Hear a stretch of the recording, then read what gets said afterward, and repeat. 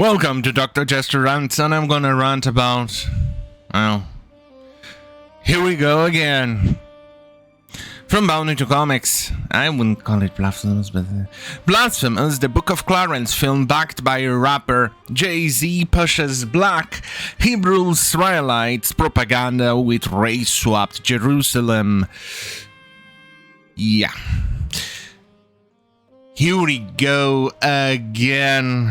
Jesus, it's like a loop of absurd, retarded propaganda over and over and over and over again.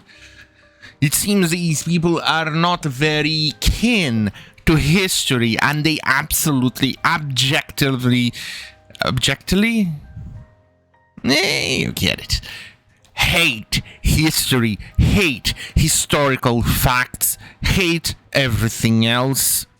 Right, so let's continue. Let's jump to the meat of the thingy. In an interview with Ebony, Samuel emphasized how important portraying ancient Israel as black is to the narrative of the film, declaring, "As much as we love these films, there are no black people in there." Literally, there were none. During that time period, there were literally no black people in Jerusalem. Zero. Not even one. Why I say that? Here is a map spanning for about 1,000 years or so, give or take. And you can see here Egypt. Here, and you can see how it stretches about hundreds of years later with Ayyub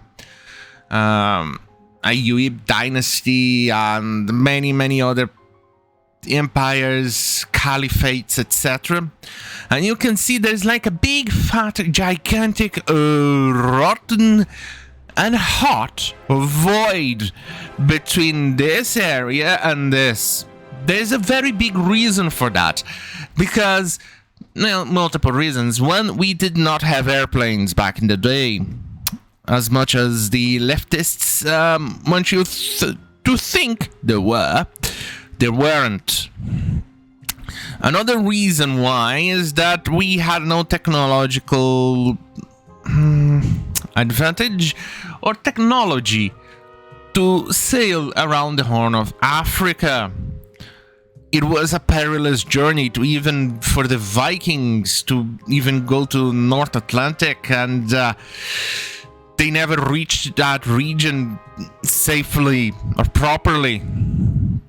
And they could, you had some ventures in the Mediterranean, etc. by the Vikings, but it wasn't something as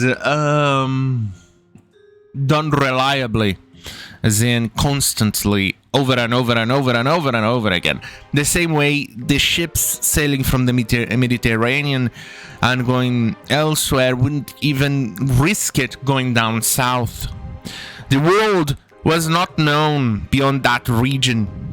And you also had the Sahara fucking desert. It's a big, gigantic, well, kitty litter, in which, well, according to the leftist logic, in which you, well, why don't you just go and try walking there? See how that works out for you. Not very well, I can assure you.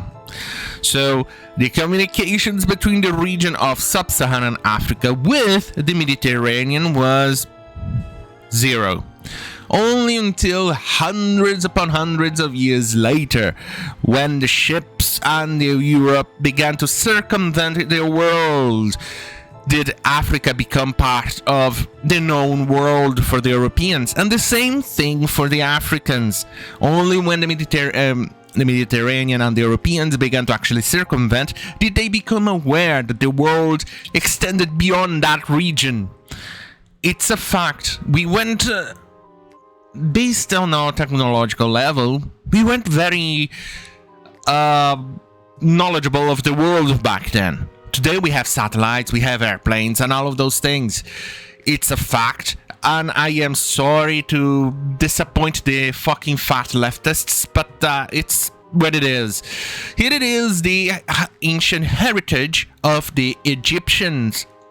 They came from this region and inhabited Egypt and all of that. So there were no sub-Saharan Africa, which would be around this region over here.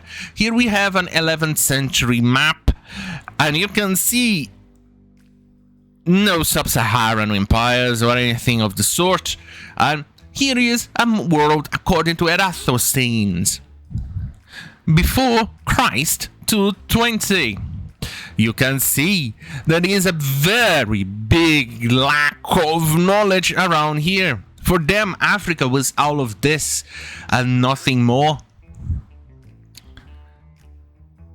And that was it. That is why I can safely say for 100% certainty there were no black people in Jerusalem. So what we have here is historical revisionism of absurd levels. So, before I continue, here is a trailer of a book that quite essentially respect historical fiction. No, fiction, sorry, not faction, fiction. English, sometimes it can be quite complicated, can't it?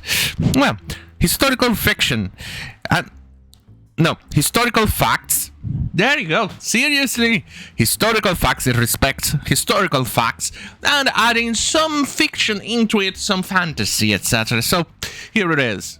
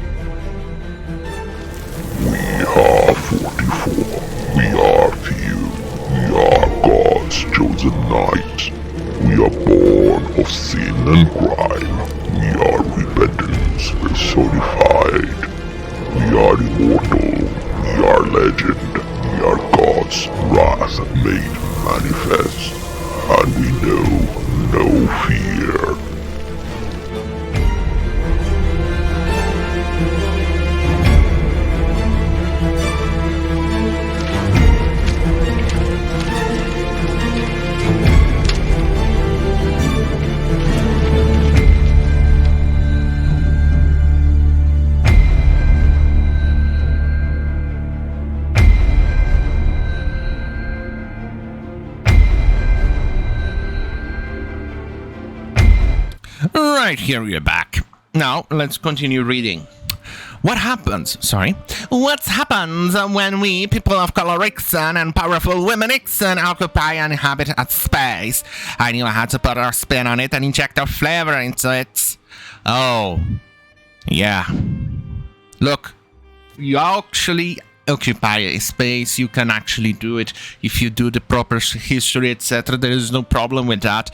But what you're doing here is historical revisionism. This is erasing factual history to try and spin it as some sort of fact. It is not. Let's continue.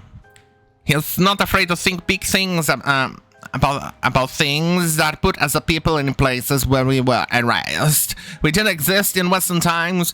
Yes, you did. You did exist. You are just not present in the Mediterranean region and Europe, just like not in Asia. You are not present in any of those regions. It's a historical fact due to the simple fact of being technologically limited in that time. We all were. We could not communicate properly. Hey, sending a message from, say, Spain, in that region of what it is Spain today, to, say, Jerusalem, it could take months. Do you understand how vast the distances were? Now imagine doing that, trying to cross a desert or a vast ocean just to reach the other side of Africa. I am sorry, but that's factual. You existed, just not in that region, at that time. I don't know how hard. Why is it so hard for you to understand? Why leftists have problems understanding this factual information? It's sad, isn't it? Well, anyway, let's continue. We all know that's false, and we didn't exist in biblical times. History, I won't say otherwise. What history, you moron? Go and tell me which history, where does it say it? We have maps showing that people were not aware of sub-Saharan Africa, so how in the fuck did you get there? Oh, right. Only by historical revisionism. That's how you do it. This movie shit will absolutely 100% increase the list of race swapped characters in my woke washing list. Look at the amount of race swaps. 1, 2, 3, 4, 5, 6, 7, 8. It will probably involve also gender swaps. 8, 9, 10, 11, 12, 13, 14. 14, give or take. I'm just waiting for the names. We only have one so far. I think it's Lakeith Stanfield, which is Clarence. And it would be a historical revisionism, even though probably there was no Clarence back then and the name is unique. But it's still historical revisionism because there were no sub-Saharan blacks, sub-Saharan people in that region. It is a simple fact. You can cry, you can throw a temper tantrum, but unless you actually have a time machine to actually go and change world history, this is a fact, and there's nothing you can do to change it. Well, except a time machine, but I doubt you have the technological ability to create one. Otherwise, we would have already had this if in the future somebody actually had that technological ability to do so. Or maybe they have it, and the leftist ideology of historical revisionism died like all the other leftist historical revisionism ideas did before, like the neo-Nazis, who insists on historical revisionism. This is historical revisionism, so you can go choke on my goddamn fucking dick. Yeah. So, on that goddamn fucking hell, have a great fucking night, and remember, fuck you, YouTube.